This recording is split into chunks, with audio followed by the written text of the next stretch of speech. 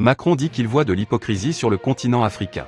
Là où je vois trop souvent de l'hypocrisie, en particulier sur le continent africain, je vous le dis avec beaucoup de calme et de sérénité, à ne pas savoir qualifier une guerre qui en est une et à ne pas savoir dire qui l'a lancée. Parce qu'il y a des pressions diplomatiques, je ne suis pas dupe. Il est, donc, question d'une visite à la vitesse de l'éclair sur le continent africain en raison du ton employé par le chef d'État français, qui est surtout venu y tenser le non-conformisme africain vis-à-vis de la politique française et occidentale. Il est intéressant d'observer que cette visite a lieu au même moment que celle du ministre russe des Affaires étrangères, Sergueï Lavrov, sur le continent africain. Clash diplomatique de la France ? Les États africains semblent adopter un comportement diplomatique plus responsable que la France.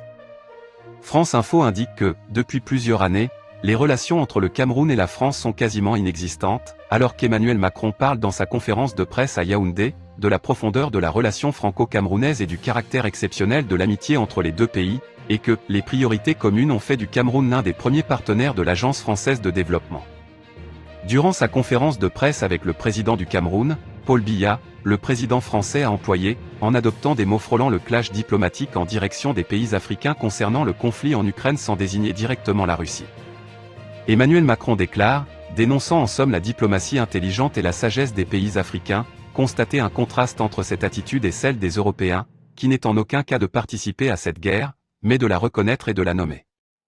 L'Agence française de développement reconnaît, par ailleurs, que le Cameroun est aujourd'hui pleinement entré dans l'économie mondialisée et séduit de nouveaux partenaires en Asie, au Moyen-Orient, en Europe occidentale ou de l'Est. C'est justement ce qui inquiète le président français et explique son voyage express. La France décroche sur le continent africain au profit d'autres puissances. Par ailleurs, le Mali a annoncé la rupture des accords de défense avec la France, et les relations sont devenues mauvaises entre Bamako et Paris car l'establishment élyséen, et plus généralement occidental, est toujours dans la totale incapacité à faire preuve d'un minimum d'adaptation aux règles du monde multipolaire.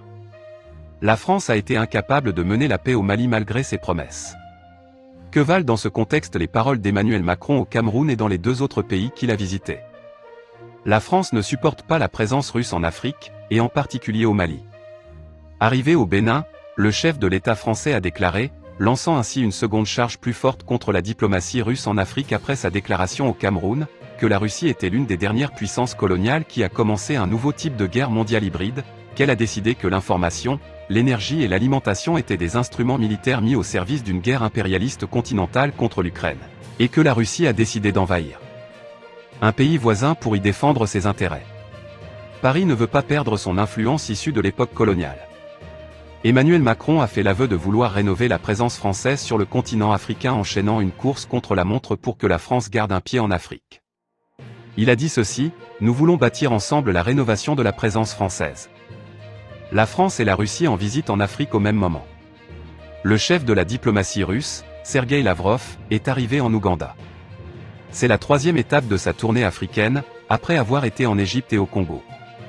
Emmanuel Macron a, semble-t-il, emboîté le pas à la diplomatie russe pour tenter de ne pas laisser celle-ci seule à l'œuvre sur le continent africain puisque le président français commence sa petite tournée, alors que le diplomate russe termine sa visite diplomatique. Par ailleurs, le chef de la diplomatie américaine va voyager en août en Afrique du Sud, en République démocratique du Congo et au Rwanda. C'est ce qu'a annoncé ce vendredi 29 juillet le département d'État. Les États-Unis cherchent à contrecarrer l'influence diplomatique russe.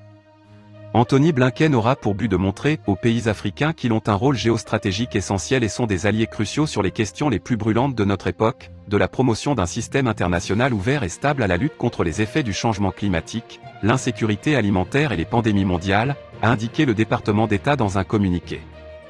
Pourquoi l'Afrique est autant convoitée par les puissances du monde entier ? Voilà la question que doivent se poser les Africains. Dites-nous ce que vous en pensez en commentaire.